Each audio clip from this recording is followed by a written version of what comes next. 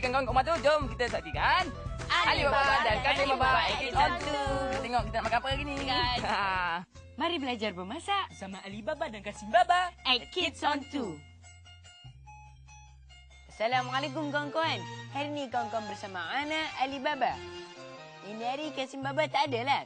Sebab dia pergi bercuti. Masya-Allah. Dung dung dung ceng. Dung dung dung dung dung dung dung dung dung dung dung ceng. Tak pernah-pernahnya di Arab ada naga. Masya-Allah, masya-Allah. Keluar kau dengan nama Allah. Subhanallah. Ente tidak perasan sama Ana kah di bawah ini? Sudah sakit pinggang. Ente buat apa di sini?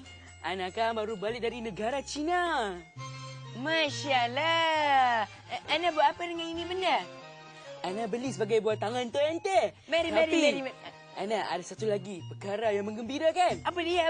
Ana telah belajar satu resipi. Itu sudah menakjubkan. Mari kita mulakan. Mari. Ini nama dia nasi nama dia. Nasi. Tak nak, kita panggil dia Bobby. Bobby. Masya-Allah. Masya-Allah, banyak comel. Mari. Dan bahan-bahannya ialah Lobak merah, timun, kacang, sos plum serta sengkuang.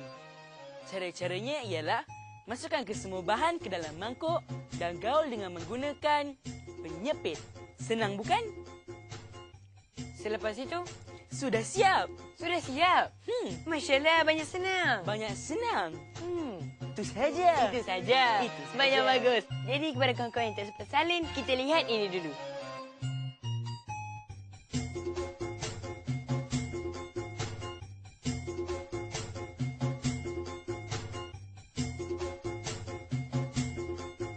Tak ada takut kah? Ana tak ada takut. Ana sudah pandai cakap bahasa Cina bila pegang ini. Naga, dengar. Macaroni xiao. Nampak kan? Baiklah kawan-kawan, itu saja kita punya resepi untuk hari ini. Terima kasih kepada sahabat baik kita, Kassim Baba.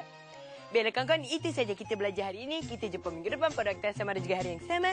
Memasak semudah Wahid, Isnain, Salasa. Bermaksud 1, 2, 3 bersama Alibaba Dan Kassim Baba. Wassalam. Baiklah kawan-kawan, sekarang jom kita teruskan lagi dengan rancangan Kids on 2 seterusnya. Saksikan.